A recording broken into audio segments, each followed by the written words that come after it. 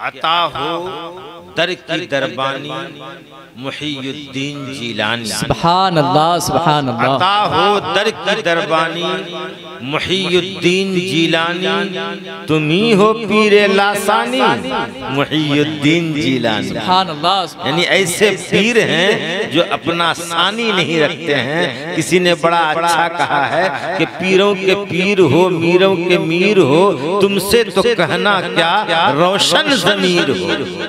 बड़े पीर हैं, दस्तगीर हैं, रोशन ज़मीर हैं।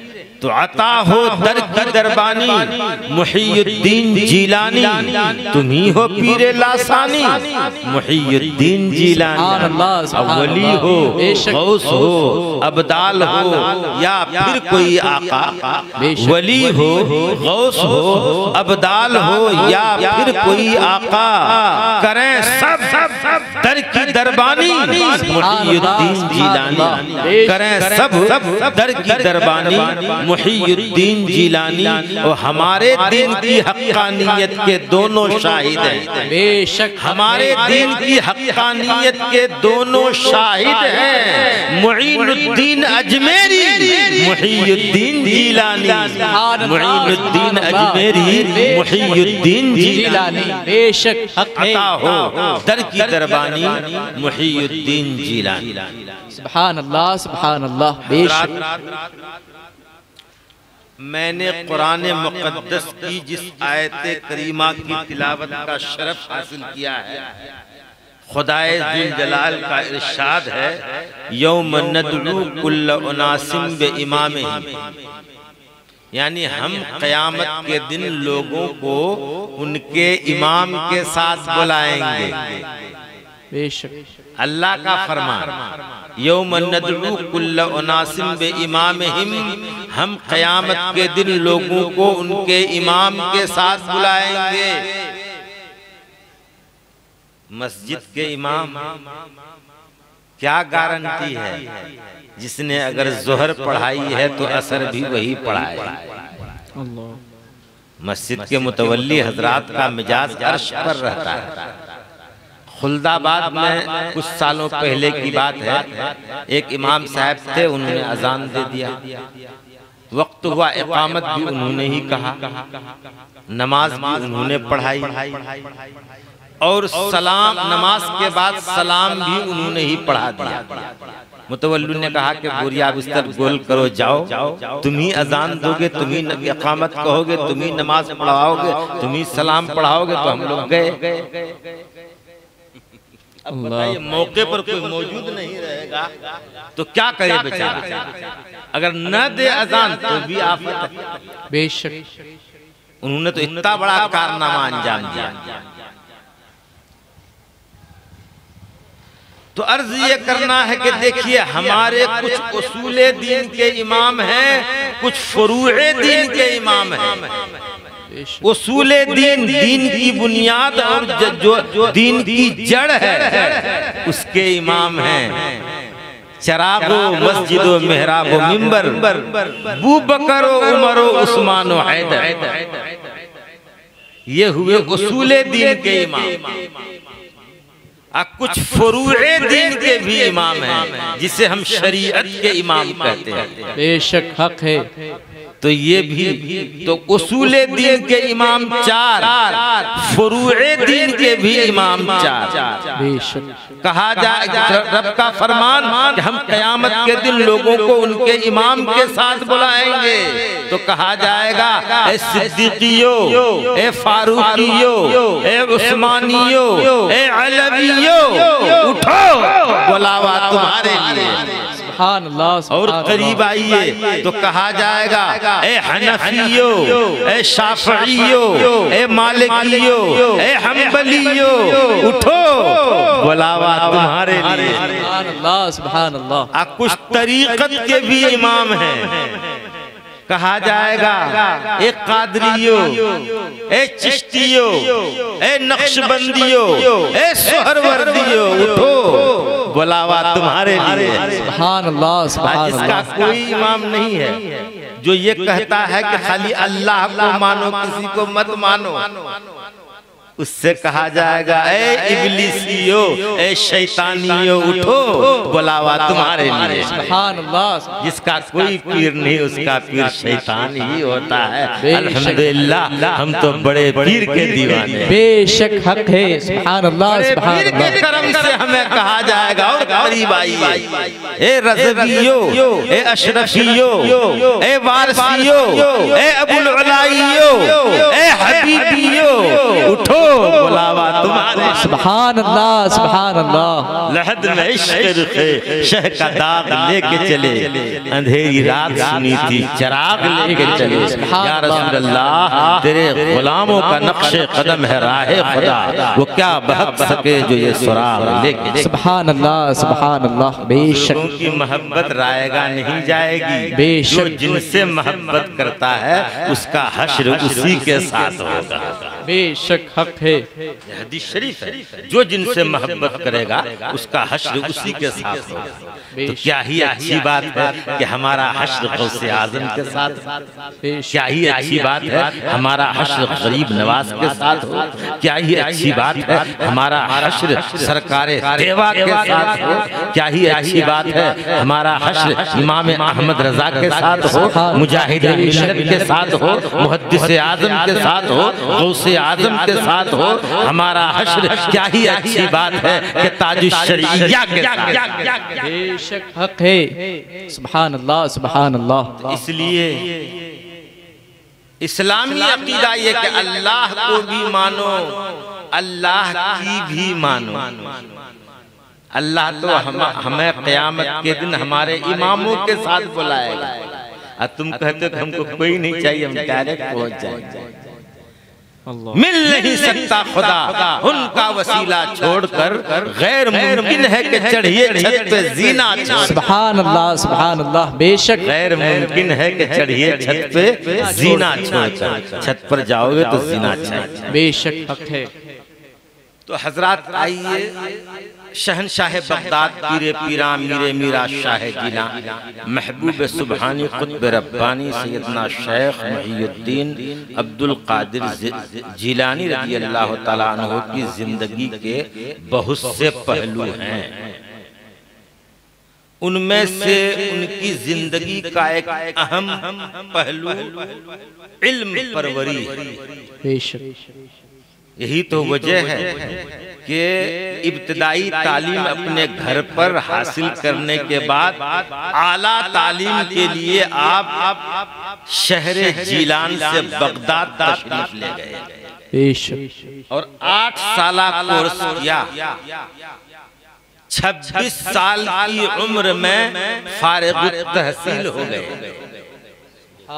फिर 25 साल तक जंगलों में, वीरानों में, बयाबानों में रियाजतों मुजाहिदा करते रहे। सुभान अल्लाह।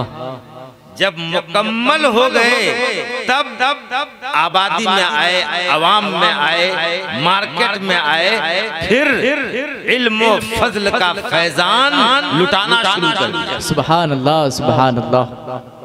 तो जरूर आप तो मादरजाद वली थे। बेशक क्या जरूरत थी पढ़ने की? बेशक मगर फरमाते हैं दरस्तुल इल्म हत्ता सिरतो कुतुबन, मैं इल्म हासिल करता रहा यहाँ तक कि कुतुब हो गया। बेशक सुभान अल्लाह मालूम हुआ कि सुभान अल्लाह। कोई भी ऐसे आला से आला मुकाम हासिल करने के लिए इल्म हासिल करना जरूरी है। बेशक हक है। पूरी जिंदगी मदरसे जामिया निजामिया में बैठकर दरसो तदरीस के फराइज अंजाम देते रहे और इल्म परवरी करते रहे और इल्म को परवान चढ़ाते रहे। सुभान अल्लाह सुभान अल्लाह। हमारे सारे बुजुर्गान दिन ने पहले इल्म हासिल किया, बेशक उसके बाद ही उन्होंने अपने किसी भी मनसब का ऐलान किया। बेशक ऐसा ऐलान किया अल्लाहु अकबर, गौसे आजम ने फरमाया इन्न कदमी हाज़ही अला रक़बते कुल्ले वली इल्लाह, बेशक मेरा ये कदम तमाम औलिया अल्लाह की गर्दनों पर। सुभान अल्लाह सुभान अल्लाह। बेशक बाद में ये ऐलान किया। सुभान अल्लाह। अगर आप भी अपनी अमली जिंदगी को संवारना चाहेंगे तो इल्म की जरूरत है ना। बेशक हक है। भाई आपको मालूमात होगी कि बिस्मिल्लाह पढ़ लिया जाए, एक गिलास पानी लेकर 3 सांस में पिया जाए और आखिर में अल्हम्दुलिल्लाह कह लिया जाए, तो ये पानी पीना सवाब ही सवाब। बेशक सुभान अल्लाह, सुभान अल्लाह, बेशक। और अगर फ्रीज का दरवाजा खोला, बोतल निकाला, खड़े खड़े गट गट बगैर सांस लिए पूरी बोतल अंदर उंडेल लिया, प्यास तो आपकी बुझ जाएगी, मगर इसमें सवाब कुछ भी नहीं मिलेगा। खिलाफ सुन्नत होने का, सुन्नत छूटने का गुनाह अलग। तो मालूम रहेगा तब न करेगा आदमी। बहुत से लोग ये कहते, आप देखे होंगे बहुत से लोग हमारे नौजवान हाथों में कड़ा पहने रहते हैं, बहुत से लोग गले में जंजीर डाले रहते हैं लोहे की या सोने की, बहुत से लोग 5 या 10 उंगलियों में अंगूठी डाले रहते हैं, लोहा की, पीतल की, तांबे की, चांदी की, सोने की। क्यों? उसको मालूम ही नहीं है।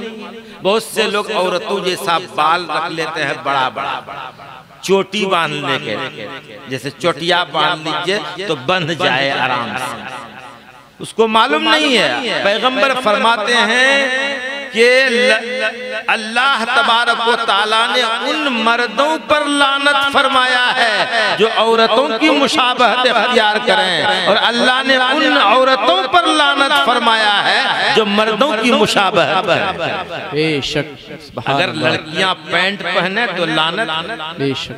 मर्द अगर चोटा रखे तो लानत है, लड़कियां अगर बॉय कट रखे तो लानत है, क्योंकि मर्दों से मुशाबहत हो रही है। बेशक। पैगंबर ने फरमाया, अल्लाहुम्मा ग़फ़िर लिल मुसरविलात, ए अल्लाह शलवार पहनने वालियों की मग़फ़िरत फरमा। सुभान अल्लाह। लड़कियों के लिए शलवार है, औरतों के लिए शलवार है। एक सफर में आप रहे, एक औरत ऊँटनी पर से गिर गई तो हुजूर ने फौरन चेहरा फेर लिया, कहीं बेसदरी न हो गई हो। तो पैगंबर को बतलाया कि हुजूर ये तो शलवार पहनी हुई है। पैगंबर फरमाते हैं कि शलवार पहनने वालियों के लिए अल्लाह की मग़फ़िरत है। सुभान अल्लाह, सुभान अल्लाह शलवार पहनने वालियों की मग़फ़िरत फरमा। सुभान अल्लाह। तो मालूम रहेगा तब ना, नहीं मालूम रहेगा तो अपना पैंट खरीद दो, पहनाओ। वो पहनेंगे गुनहगार, जो खरीद करके लाएगा वो भी गुनहगार। इसी तरह से एक मर्द के लिए एक अंगूठी 4 आना वजन से कम की चांदी की एक नगीने की यही जायज़ है। बेशक। चांदी की चंद अंगूठियां या चंद एक अंगूठी चंद नगीने की या सोने की, तांबे की, पीतल की, लोहा की, जस्ता की, कांसे की, ये सब हराम है। बेशक हक है। एक अंगूठी पहन सकते हैं, वो भी चांदी की 4 आना वजन से कम की एक नगीने की, बस। सोने की अंगूठी पहनना हराम। ऐसे ही कड़ा पहनना हराम। बेशक। जहन्नमियों का शियार, गले में जंजीर पहनना ये हराम। सोने का जेवर मर्दों के लिए हराम। किसी नौजवान ने जंजीर सोने की या चांदी की डाल रखी हो तो अपनी बहन या माँ या खाला को गिफ्ट कर दें। माँ अगर न हो तो खाला को दे दें। पैगंबर फरमाते हैं अल खालतुल मिस्लुल उम, खाला भी माँ ही की तरह। सुभान अल्लाह, सुभान अल्लाह। बेशक। अच्छा, बहुत से लोग चोटियां रख लेते हैं, ये भी कहते हैं कि हम लोग तरीकत वाले हैं, तरीकत वाले हैं, हमारे यहाँ माफ है। जो शरीयत वाले होते हैं वो बाशरा बाल, बाशरा दाढ़ी रखते हैं। शरीयत अलग चीज है, तरीकत अलग है। मगर याद रखिए ये सब झूठी बातें हैं, बल्कि शरीयत पहला ज़िना है। बेशक। शरीयत पर जो चलेगा तरीकत की राह पर वही चल पाएगा। अगर शरीयत हाथ न आई तो वो तरीकत की राह नहीं चल पाएगा, बल्कि शैतान का खिलौना बन जाएगा। बेशक हक है। दूसरे लफ्जों में यूं कहिए कि शरीयत बाल है और तरीकत मांग है। बाल ही नहीं रहेगा तो मांग कहां से निकालोगे? बेशक हक है। अरे मांग समझते हैं, ये बीच में मांग निकाला जाता है, सुन्नत है। तो बाल ही ने उत्तर प्रदेश का मुख्यमंत्री अगर महीना भर कंघा घुमाए सर पर तो मांग निकाल पाएगा नहीं, क्योंकि बाल ही नहीं। क्या कहने, बेशक। तो शरीयत बाल है, तरीकत मांग। बेशक हक। शरीयत को जानना बहुत जरूरी है। शरीयत पर चलने वाला ही कामयाब है। बेशक शरीयत पहली मंजिल है, तब तरीकत है, फिर मार्फत है, फिर हकीकत है। बेशक हक है। तो गौसे आजम ने पहले शरीयत को अपनाया, शरीयत को सीखा, मसाइल को सीखा, मसाइल की तबलीग किया, मसाइल को परवान चढ़ाया और अपनी जिंदगी और बंदगी के सारे मरहले को मसाइल शरिया की रोशनी में हल किया। जभी तो इल्म हासिल किया पहले। बेशक। तब इल्म के बारे में हम कहना चाहेंगे आपको कि इल्म बहुत जरूरी चीज है। कहा गया अल इल्म नूरुन, इल्म नूर है। हक है। इंसान तो इंसान, यानी तालीम की फजीलत मुसल्लम है। इंसान तो इंसान, जानवरों को भी अगर तालीम दे दी जाए तो उसकी भी फजीलत मुसल्लम हो जाए। बेशक हक है। हमारे यहाँ एक जानवर है जिसको कहते हैं कुत्ता। उर्दू हिंदी में कुत्ता बोलते हैं, अंग्रेजी में बोलते हैं कल्ब, डॉग। अरबी में बोलते हैं कल्ब, अरबी में बोलते हैं अल कल्बु, कल्बुन, कल्बुन में कुत्ता, और अंग्रेजी में बोलते हैं डॉग, DOG, डॉग, है ना, यही ना होता है जी। बहुत वफादार जानवर माना जाता है। मगर याद रखिए कुत्ते दो किस्म के होते हैं। कुत्ते दो किस्म के होते हैं, एक होते हैं ट्रेंड, एक होते हैं अनट्रेंड।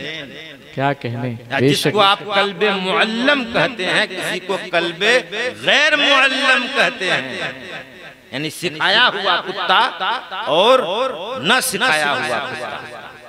दोनों में फर्क समझ रहे हैं। फिक्र की रोशनी में, मसाइल की रोशनी में, अगर ये वो कुत्ता जो कल्बे मुअल्लम है यानी ट्रेंड कुत्ता है, उसको अगर कोई बिस्मिल्लाह पढ़ के छोड़ देता है और वो किसी हलाल जानवर को पकड़ लेता है और उसके पकड़ने की वजह से वो हलाल जानवर अगर मर भी जाता है तो उसका खाना हलाल है। वो अनट्रेंड कुत्ता अगर किसी हलाल जानवर को पकड़ ले, उसके पकड़ लेने की वजह से वो अगर मर जाता है उसका खाना हराम है। कुत्ता ये भी है, कुत्ता वो भी है, जो रंग इसका है वही रंग उसका है, जो साइज इसका है वही साइज उसका है। मगर तालीम दे देने का नतीजा ये है कि कुत्तों में कुत्ता अफजल हो जाता है। ये हजरत इंसान अगर तालीम के जेवर से मुज़य्यन हो जाए तो ये क्यों नहीं अफजल हो जाए। बेशक, सुभान अल्लाह, सुभान अल्लाह। बेशक हक है। इस बात की है कि हम पढ़ें,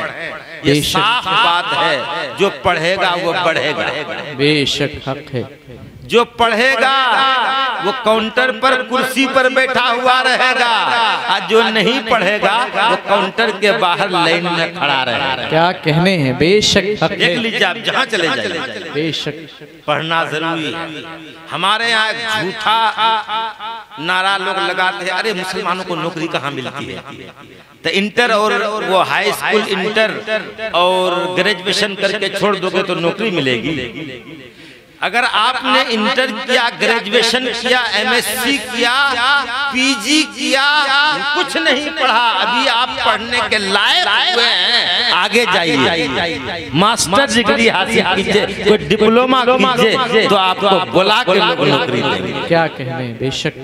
कै घंटा पढ़ना पड़ेगा उसके लिए? 18 घंटा, 16 घंटा, 18 घंटा पढ़ना पड़ेगा। अगर आप 16 घंटा 18 घंटा मेहनत करेंगे तो आप शहर का DM बन जाएंगे, बेशक। अपने क्षेत्र का दारोगा बन जाएंगे, आप इंजीनियर बन जाएंगे और शहर का कीमती इंसान डॉक्टर बन जाएंगे। जरूरत है पढ़ने की। मुसलमानों की सबसे बड़ी पूंजी ये तालीम है। आप देखिए कुरान शरीफ एक ऐसी किताब है जो सारी किताबों में अफजल किताब बेशक हमारे हुजूर पर नाजिल हुई, और सबसे पहली वही जो नाजिल हुई वो क्या है? इक़रा। सरकारे दो आलम सल्लल्लाहु अलैहि वसल्लम गारे हिरा में तशरीफ फरमाते, वो जो पहली वही नाजिल हुई वो क्या है? इक़रा।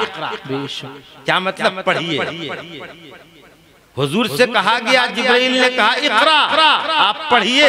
तो हुजूर ने कहा मा अना बिकारी, मैं पढ़ने वाला नहीं।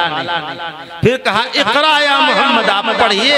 आप फरमाते मा अना बिकारी, मैं पढ़ने वाला नहीं। जब फिर कहा इक़रा बिस्मि रब्बिकल्लज़ी खलक़, उस रब के नाम से पढ़िए जिसने पैदा किया है सारी कायनात को। तो हमारे हुजूर पढ़ते चले जा रहे हैं, अब रुक ही नहीं रहे। सवाल हुआ कि अब तक तो आप नहीं पढ़ रहे थे, रब का नाम पाया तो पढ़ने लगे। तो आपने फरमाया अपने रब के नाम से पढ़ करके मैं दुनिया वालों को बता दिया कि मेरा उस्ताद जिब्राइल नहीं बल्कि मेरा उस्ताद रहमान है। बेशक सुभान अल्लाह, सुभान अल्लाह, बेशक हक है। तो जिस उम्मत के लिए पहला पैगाम, पहला निज़ाम हयात तालीम हो, ये कुरान मुकम्मल निज़ाम हयात है।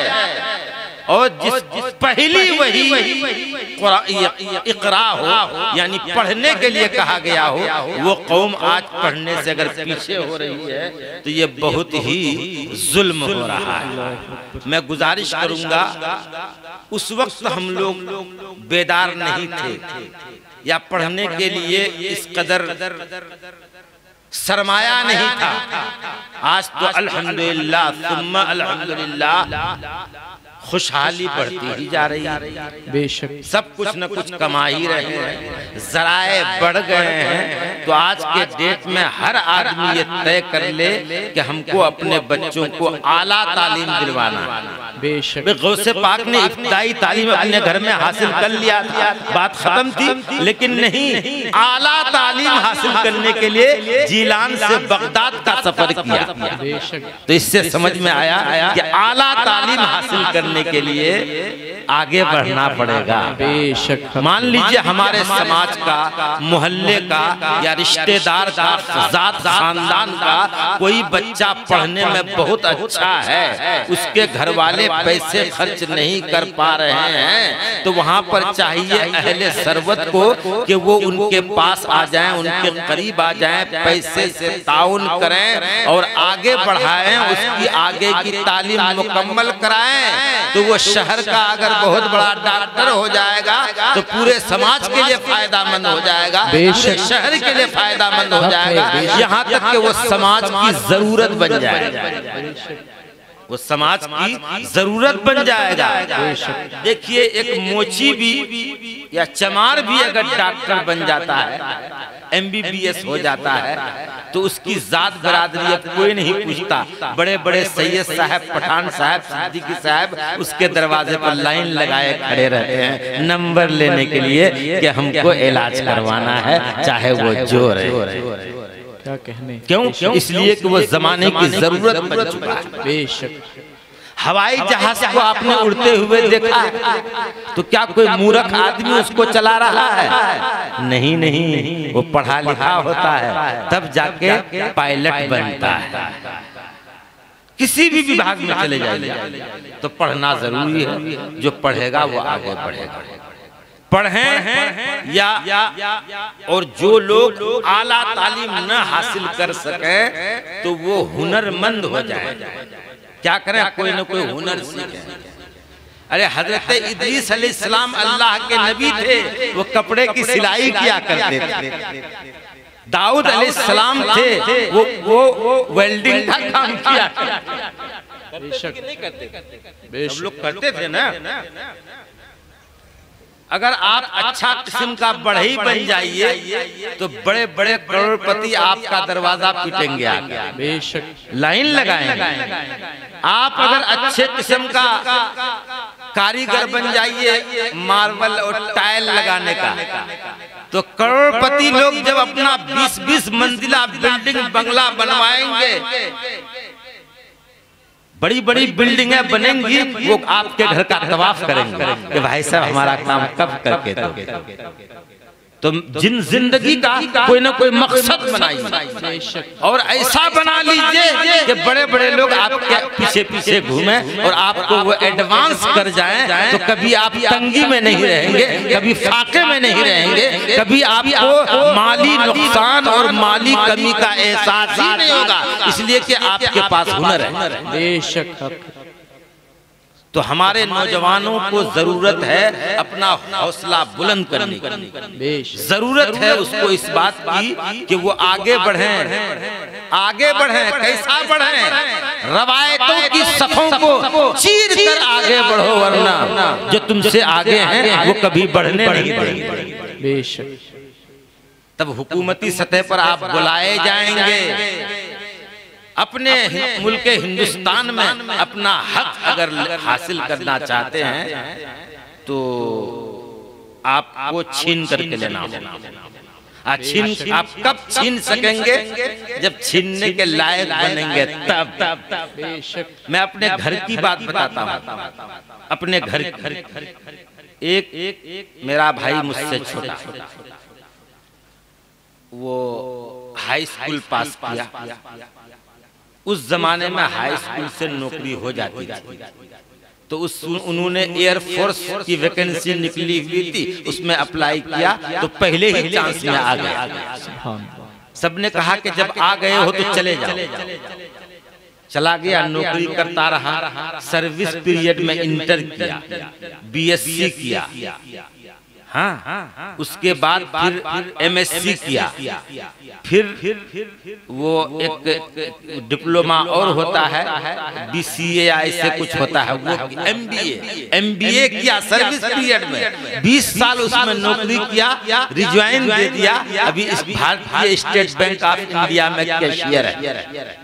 फिर बैंक में आ गया, बैंक में पूरी तनख्वाह मिल रही है, अब वहां से पेंशन भी पा रहा है। तो अपना हक मांग करके लेने से नहीं होगा, छीन करके लीजिए। आदमी एक है, तनख्वाह 1.5। आदमी एक, तनख्वाह 1.5। पूरी तनख्वाह बैंक से, आधी तनख्वाह एयरफोर्स डिपार्टमेंट से। तो पढ़ा तब ना, अगर वो हाई स्कूल ही करके बैठा रह जाता तो वहीं पर जो है वहीं पर सलूट मारते रहना पड़ता।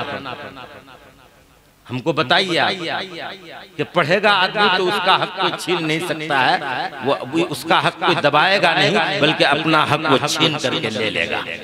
इस लायक बनिए, अपने बच्चों को बनाइए और ये तय कर लीजिए कि हमको आधी रोटी खाना है, बच्चों को पढ़ाना है। बेशक। समझ गए? हम लोग नहीं पढ़ सके, आप उस लोग नहीं पढ़ सके, चलिए नहीं, बेदारी नहीं थी, तालीमी बेदारी नहीं थी। आज तो बहुत ज्यादा बेदारी आ गई है, घर घर स्कूल है, हर हर मोहल्ले में मदरसा है, हर हर मस्जिदों में मकतब है। पढ़ें, लेकिन पहले दीन सीखें, उसके बाद फिर आगे बढ़ें। पैगंबर फरमाते हैं, खैरुकुम मन तअल्लमल कुरान व अल्लमहु, तुम में का बेहतरीन आदमी वो है जो कुरान सीखे और कुरान सिखाए।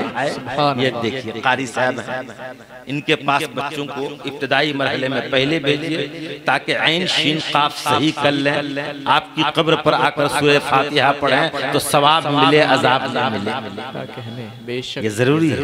हमारे बहुत से ऐसे भी बच्चे होते हैं जो बहुत ज्यादा पढ़ लेते हैं, बहुत ज्यादा पढ़ लेते हैं, बड़े बड़े इंजीनियर हो जाते हैं, बैरिस्टर हो जाते हैं, वकील हो जाते हैं, मगर उसको 2 रकात नमाज पढ़ना नहीं आता। क्यों? इसलिए कि बचपन में कारी साहब के पास गया ही। तो बचपन में यहाँ जाइए, मखरज सही कराइए और नूरानी कायदा पढ़वाइए, सरल कुरान पढ़वाइए, तामीर अदब पढ़ें, ये सब कुछ जान जाएं, इस्लाम की बुनियादी बातें जान जाएं। वहाँ जाएंगे तो कारी साहब बताएंगे अल्लाह के मशहूर नबी 4 हैं, अल्लाह के मशहूर फरिश्ते 4 हैं, और आसमानी मशहूर किताबें 4 हैं, और शरीयत के इमाम 4 हैं, तरीक़त के इमाम 4 हैं, उसूल दीन के इमाम 4 हैं। इस तरह से ये बताएंगे तो वो उस बच्चे को कभी कोई गुमराह नहीं कर सकता। बेशक, सुभान अल्लाह, सुभान अल्लाह। ये बहुत छोटी बात है आपके लिए। मगर इसकी बहुत जरूरत है। बेशक हम छोटी बात को छोटी समझ करके ध्यान नहीं देते हैं। कल होकर के वही बच्चा जब बड़ा हो जाता है, बड़े ओहदे पर पहुंच जाता है, तो बाप भी उसको समझा नहीं पाता है। बेशक बाप भी डरता है जब उसको हम क्या कर सकते, इसलिए कि जो वक्त उसका था उस वक्त आपने ध्यान नहीं दिया।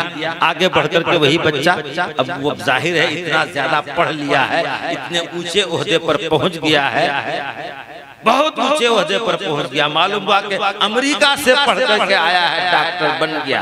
अब बाप क्या समझाएगा उसको? उल्टी सुल्टी बात करेगा। क्यों करेगा? इसलिए कि मदरसे में नहीं पढ़ा है, कारी साहब के पास नहीं पढ़ा है, ऐन शिन काफ को दुरुस्त नहीं किया है।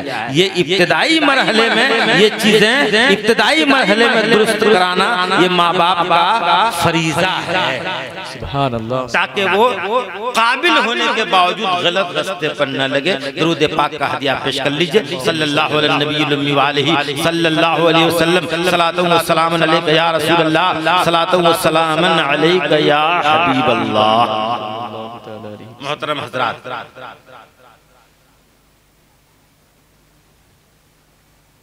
एक बहुत ही अहम बात जो हमारे नौजवानों के लिए है कि सबसे बड़ी कीमती चीज जो हमारे आपके पास है वो है वक्त। वक्त की हिफाजत, वक्त की कीमत हमें अदा करना पड़ेगा। वक्त को बांट लीजिए, एक रूटीन बना लीजिए कि इतने बजे से इतने बजे तक हमको सोना है, इतने बजे से इतने बजे तक हमको फलां काम करना है, इतने बजे से इतने बजे तक हमें पढ़ना है, इतने बजे से इतने बजे तक हमें रिश्तेदारों अजीजदारों का हक अदा करना है, इतने बजे से इतने बजे तक हमें माँ बाप की खिदमत करनी है। जब तक आप एक रूटीन नहीं बनाएंगे उस वक्त तक वक्त का सही इस्तेमाल नहीं कर सकते। आप देख लीजिए ये मोबाइल को आप क्या समझते हैं? बहुत अच्छी चीज, अगर उसका इस्तेमाल अच्छा है तो बहुत अच्छी चीज है, और उसका इस्तेमाल अगर गलत है तो उससे बुरी और कोई चीज ही नहीं। बेशक हक है, तो उसका सही इस्तेमाल होना मांगता है। आमतौर से आज अगर देख लीजिए उसको तो हर आदमी फोटोग्राफर है, हर आदमी के पास टीवी है, हर आदमी के पास कैमरा है ना? तो कैमरे का हमें सही इस्तेमाल करना है। अगर फोटो है तो फोटो का भी सही इस्तेमाल करना है। क्या चीज देखना हमारे लिए जायज है, क्या चीज देखना हमारे लिए नाजायज है, क्या चीज देखना हमारे लिए फायदामंद है, क्या चीज देखना हमारे लिए नुकसानदेह है, इन चीजों पर गौर करना पड़ेगा। अगर आप नहीं करेंगे तो बहुत बड़ा खसारा होगा, बहुत भारी नुकसान में।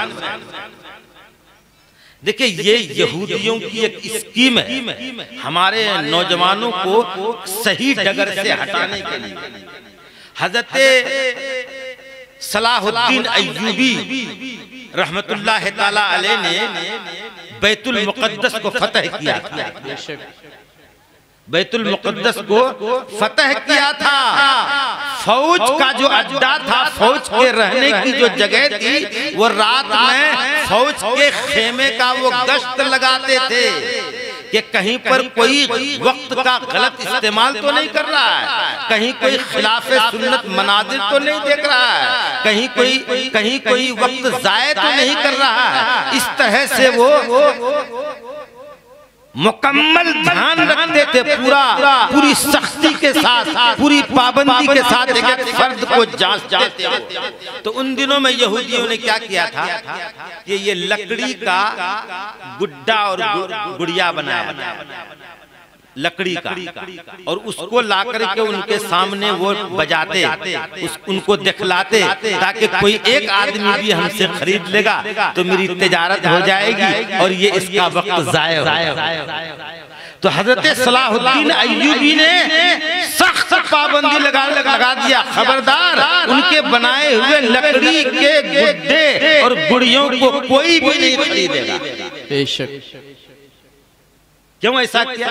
इसलिए कि वक्त जाया हो रहा था, बेशक वक्त जाया हो रहा था।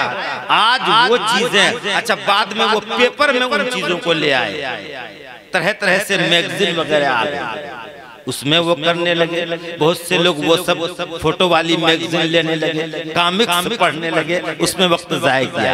आज वो सारी चीजें हम खत्म कर रहे हैं चंद जुमलों में, आज वो सारी चीजें मोबाइल में डाल दिया है। इसलिए जरूरत इस बात की है कि हम अपनी अक्ल का सही इस्तेमाल करें और उन गलत मनाजिर को हरगिज न देखें। उन्हीं चीजों को, वही साइट को खोलें जिसमें हमारे लिए फायदा हो, और वक्त को उसी में सर्फ करें जिसमें हमारे लिए नुकसान का पहलू कम हो, फायदे का पहलू खाली।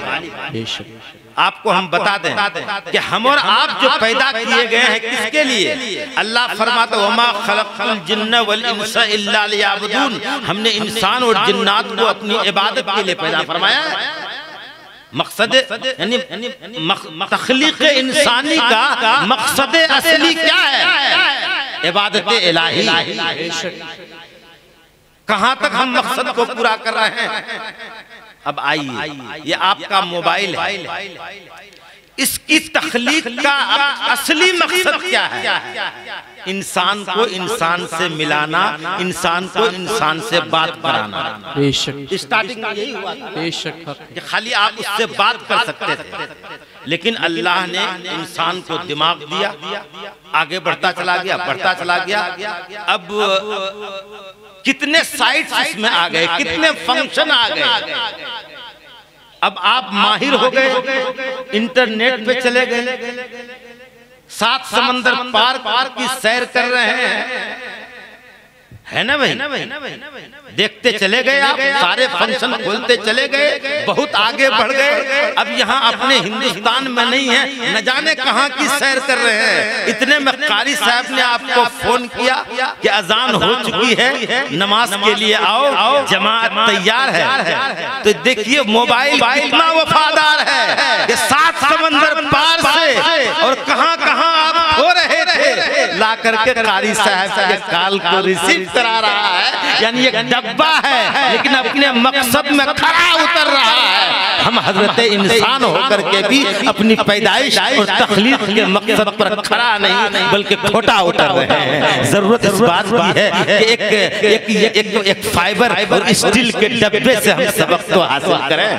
बेशक कि चाहे जहां पहुंच जाए, मगर जो असली मकसद है उस मकसद को पूरा कर रहा है। तो चाहे हम भी जहां पहुंच जाएं, जहां चले जाएं, जिस काम में मसरूफ हो जाएं, मगर जैसे ही कारी साहब के यहाँ से हय्या अलस सलाह, हय्या अल फलाह की सदा बुलंद हो, तो हम मकसद असली पर आ जाएं। यही इसी बात की जरूरत है, इसी बात की जरूरत है। जगह जगह के तुम्हें थक चुके हैं हंगामे, नशातो लज्जते ख्वाबे गिरा बदल डालो, गलत रवि से मनाजिल का बोध बढ़ता है। मुसाफिरों रवि से कारवां बदल डालो, सफीना अपना किनारे से भी लग सकता है। हवा के रुख पर चलो, बादबां बदल डालो। व आखिर दावाना अल्हम्दुलिल्लाहि रब्बिल आलमीन। अस्सलामु अलैकुम।